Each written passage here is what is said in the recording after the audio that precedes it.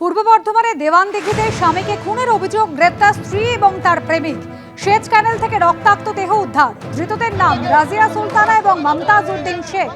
মৃত ব্যক্তির নাম সাফিকুল ইসলাম আনসারি।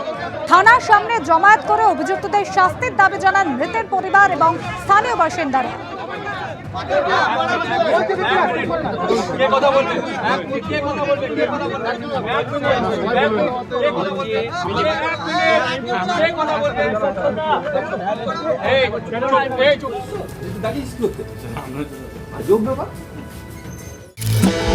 নির্বাচন যত এগিয়ে আসছে ততই রাজনৈতিক চাপানুতোর, রাজনৈতিক দরজা শোনা যাচ্ছে ব্যারাকপুরের রাজনৈতিক মহলে।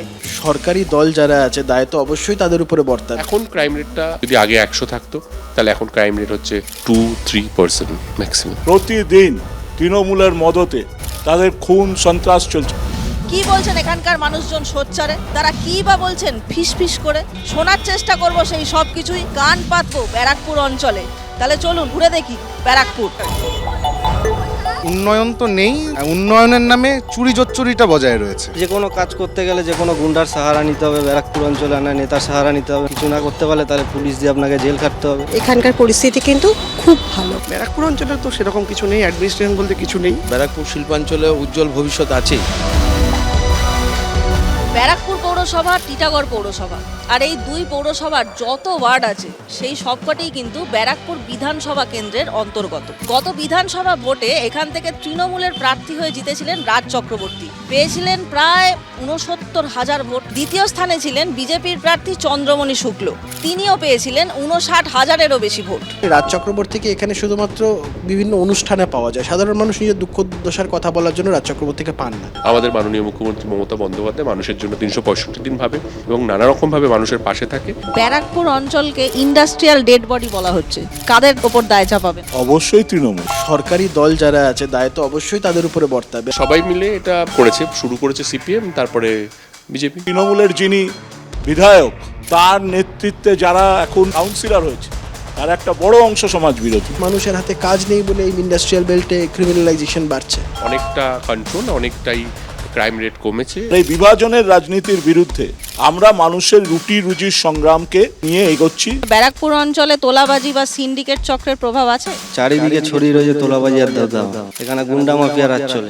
15 বছর ধরে ব্যারাকপুরটা করাপশনে ভরে গেছে। ব্যারাকপুর পুরোপুরি মনে করি যে শান্তভাবেই আছে। তৃণমূল মদত দিয়েছে। এখন অনেক বেটার, অনেক ভালো, অনেক শান্তিপূর্ণ। মানুষ যখন দেখে অন্যায় হচ্ছে, অবিচার হচ্ছে, তখন তারা প্রতিবাদ করার জন্য রাস্তায় নামাই উচিত। দাদা 10 টাকার বাদাম দেবেন তো? এই এসআইআর কিন্তু জনসমক্ষে এসছে এবং মানুষ ভীষণভাবে হ্যারাস হচ্ছে। আমরাও তো বলছি মানুষ অসুবিধার সম্মুখীন হচ্ছে। অহেতুক মানুষকে হয়রানি করবে সে যেই করুন না কেন, আমরা রাজনৈতিক দল হিসেবে সেটাকে কখনো মান্যতা দিতে পারি না। সব ঢপবাজি, সোশ্যাল মিডিয়ার পলিটিক্স ওরা করে।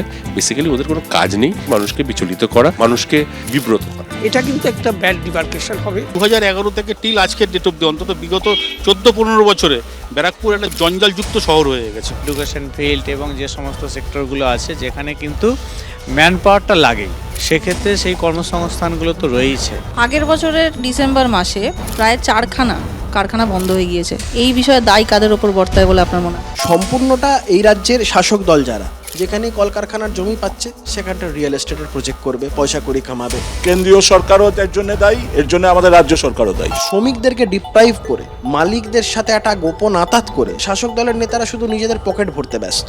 মোদি আর দিদির সেটিং সমস্তটা মালিকদের স্বার্থে। যখন নির্বাচন আসে তখন এরা বলে চটকল খুলে দেবো, আর তারপরে সব চটকলগুলো বন্ধ হয়ে যায়। সিপিএম এর সময় এদেরকে ডেট করে দেওয়া হয়, তারপরে আরো বেশি শেষ করে দিয়েছে সেন্ট্রাল গভর্নমেন্ট, যারা পাটের দাম বাড়িয়ে দিয়েছে। একটাই ইস্যু দুর্নীতি। ইন্টারনাল অনেক রকম কারণ হতে পারে, সেই কারণগুলো সব জট খুলে যাবে। আগামীতে কিন্তু সবকিছুই চালু হবে। ব্যারাকপুর পুরোপুরি মনে করি যে শান্তভাবেই আছে। রাস্তা প্রচন্ড আগের থেকে অনেক ভালো মতো রাস্তাঘাট হয়েছে, আমরা সেফটি আছি। আগে যে অভাবটা ছিল সোসাইটিতে, আজকে কিন্তু সেই অভাবটা নেই। ব্যারাকপুরকে এইভাবে আর কেউ চিনতে পারে না। ব্যারাকপুরকে সবাই বললেই বলে এ তো বোমগুলির ব্যারাকপুর। এখনকার যারা পলিটিক্যাল দায়িত্বে রয়েছে তারা কেউ ওখানে ক্রাইম চায় না, তারা চায় শান্তি। আমরা আতঙ্কিত আশঙ্কিত না, আমরা যে কোনো লড়াইয়ের জন্য প্রস্তুত। কলে জল আসবে কিনা আমি জানি না, কিন্তু এখানে যেখানে আমি দাঁড়িয়ে আছি, এখানে এলে জিভে জল অবশ্যই আসতে বাধ্য।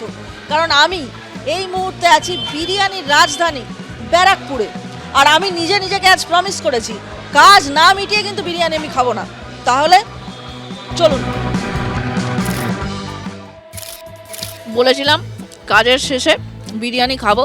আমি আবার কথা রাখতে খুব ভালোবাসি, বিশেষ করে খাবার সংক্রান্ত কথা দিলে তো আমি রাখি। কিন্তু বিষয়টা হচ্ছে এই বিরিয়ানি খাওয়ার একটা বিশেষ কারণ আছে, জানেন? কারণটা হচ্ছে যেহেতু আজ আমি একজন সাংবাদিক, ইউটিউবার, কন্টেন্ট ক্রিয়েটারের পরিচয় ছাড়িয়ে আজ আমি একজন সাংবাদিক, তাই আমি খবর নিতে এসেছিলাম যে বিরিয়ানি হওয়ার আগে ঘি ঢালা হয় না বিরিয়ানি হয়ে যাওয়ার পর ঢাকনা খুলে ওপর দিয়ে হাত ঘুরিয়ে ঘি ঢালতে হয়। এই খবরটা আমি আলটিমেটলি পাইনি,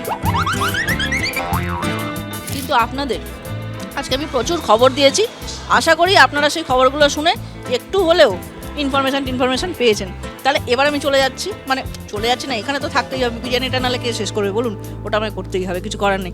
কিন্তু বিষয়টা হচ্ছে আপনারা দেখতে থাকুন তারকার চোখে তারকা কেন্দ্র, চোখ রাখুন এবিপি আনন্দ।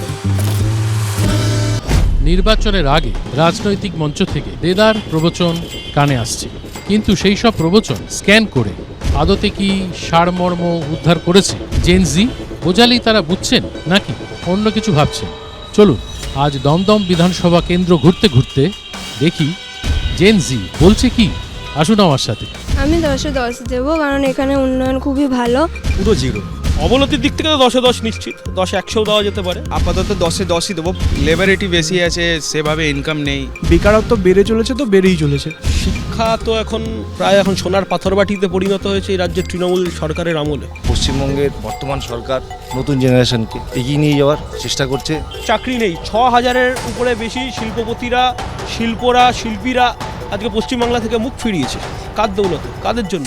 সেই কর্মসংস্থান আরও বাড়ানোর জন্য যথেষ্ট পদক্ষেপ নিচ্ছেন। যুব সমাজ বলুন, ছাত্র সমাজ বলুন, আমার এলাকায় আমার পাড়ায় অনুকূল পরিস্থিতি নেই, সমস্তটাই প্রতিকূল। এখানে দাদাকে যখনই ডাকি তখনই আমাদের বাড়ির সামনে আসে, যখনই দরকার হয় তখনই পাই। উন্নতি তৃণমূল নেতাদের শুধু পকেটের উন্নতি, সাধারণ লোকের তো এখানে উন্নতি কিছু নেই।